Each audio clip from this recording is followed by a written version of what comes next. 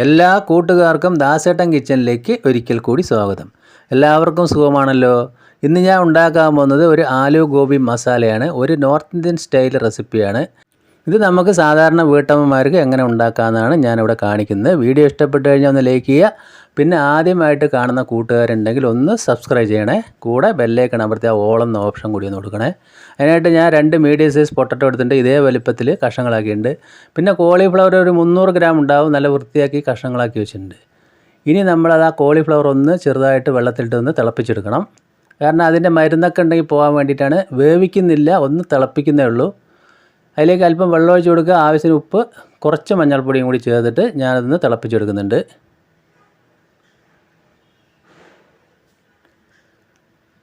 അപ്പോൾ നമ്മുടെ ഫ്ലവർ ഒരു തിള വന്നിട്ടുണ്ട്. ഇനി ഞാനിതിൻ്റെ ഫ്ലെയിം ഓഫ് ആക്കുകയാണ്. എന്നിട്ട് അതൊന്ന് ഊറ്റി വയ്ക്കണം, വെള്ളം വാർത്ത് വയ്ക്കാം. അപ്പോൾ ഇനി നമുക്ക് വേണ്ടത് ഒരു മസാല ഉണ്ടാക്കണം. അതിനായിട്ട് ഒരു ചീനിച്ചട്ടി അടുപ്പത്ത് വെച്ചിട്ടുണ്ട്. അതിലേക്ക് ഒരു 2 സ്പൂൺ വെളിച്ചെണ്ണയാണ് ഞാൻ ഒഴിച്ചു കൊടുത്തിരിക്കുന്നത്. ഓയിലായാലും എന്തായാലും കുഴപ്പമില്ല. അതിലേക്ക് ഒരു 10 കഷ്ണം ഇതുപോലത്തെ തേങ്ങ മുറികൾ ചേർത്ത് കൊടുക്കുക. പിന്നെ ഒരു 10 കഷ്ണം കാഷ്യൂ നട്ടാണ് ചേർത്ത് കൊടുത്തിരിക്കുന്നത്. തീ ലോ ഫ്ലെയിമിലിടുക. ഒരു 7-8 കാശ്മീരി മുളകാണ്, അതായത് പിരിയം മുളക്. നല്ല കളറിന് വേണ്ടിയിട്ടാണ്, കറിക്ക് നല്ല കളറുണ്ടാവണം. ഇതുകൂടി ചേർത്ത് നമ്മൾക്കൊന്ന് ബ്രൗൺ നിറമാകുന്ന വരെ ഒന്ന് ചൂടാക്കിയെടുക്കാം. ഇനി അതിലേക്ക് ഒരു 2-3 കഷ്ണം പട്ട ചേർത്ത് കൊടുത്തിട്ടുണ്ട്.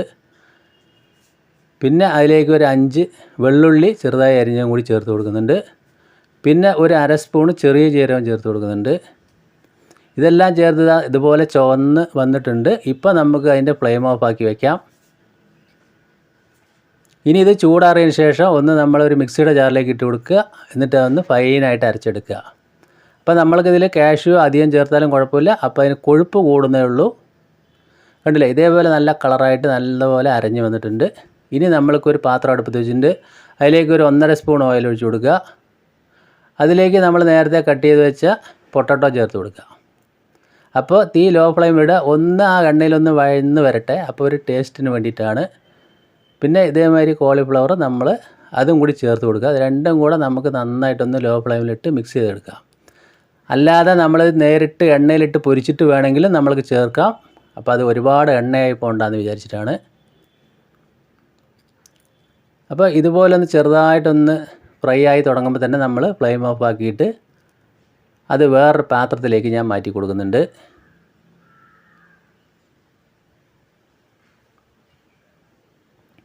അപ്പോൾ ഞാൻ കഷ്ണങ്ങളൊക്കെ വേറെ പാത്രത്തിലേക്ക് മാറ്റി കൊടുത്തിട്ടുണ്ട്.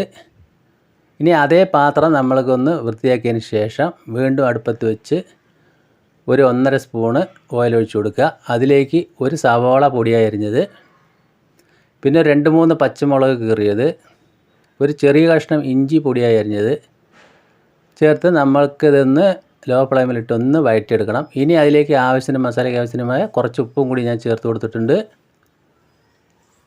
അപ്പോൾ ഇത് ഒരുപാട് അങ്ങനെ വഴന്ന് വരേണ്ട ആവശ്യമൊന്നുമില്ല. ഈ സമയമാകുമ്പോൾ നമ്മൾക്ക് ഒരു തക്കാളി പൊടിയായി അരിഞ്ഞ് ചേർത്ത് കൊടുക്കണം. അതായത് ഒരു നല്ലൊരു വലിയ തക്കാളി തന്നെ നമ്മൾ അതിലേക്ക് ചേർത്ത് കൊടുക്കണം. തക്കാളി കൂടി ചേർത്ത് നമ്മൾക്ക് നന്നായിട്ടൊന്ന് വഴന്ന് വരട്ടെ. അപ്പോൾ ഇതുപോലെ ഉണ്ടാക്കാത്തവർ എന്തായാലും ഒന്ന് ട്രൈ ചെയ്ത് നോക്കുക. കുട്ടികൾക്കൊക്കെ നല്ലൊരു ഇഷ്ടമായിരിക്കും, എല്ലാവർക്കും ഇഷ്ടപ്പെടും. അപ്പോൾ തക്കാളി ഒന്ന് വഴന്ന് വന്ന സമയത്ത് നമ്മളൊരു 1/4 സ്പൂണ് മുളക് പൊടി ചേർത്തിട്ട് പിന്നെ ഒരു 1/4 സ്പൂൺ മഞ്ഞൾപ്പൊടിയും കൂടി ചേർത്ത് നമ്മളൊന്ന് മിക്സ് ചെയ്യുക. ഇനി അതിലേക്ക് നമ്മൾക്ക് കുറച്ച് വെള്ളം ഒഴിച്ച് കൊടുക്കുക. അപ്പോൾ വെള്ളം കൂടി ചേർത്തതിന് ശേഷം നമ്മൾക്ക് നേരത്തെ മാറ്റി വെച്ച കഷ്ണങ്ങൾ അതിലേക്ക് ഇട്ട് കൊടുക്കാം.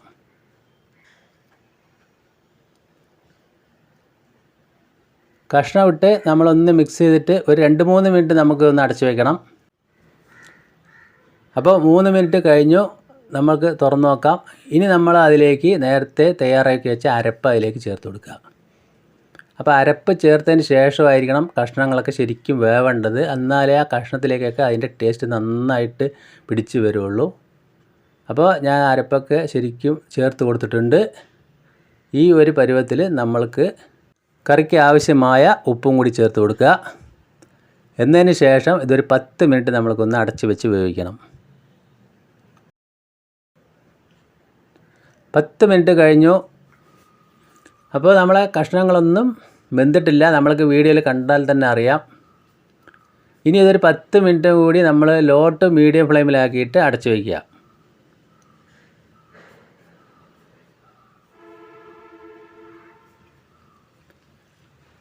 അപ്പോൾ വീണ്ടും നമ്മൾ 10 മിനിറ്റ് അടച്ചു വെച്ച് കഴിഞ്ഞപ്പോൾ നമുക്ക് തുറന്ന് നോക്കാം.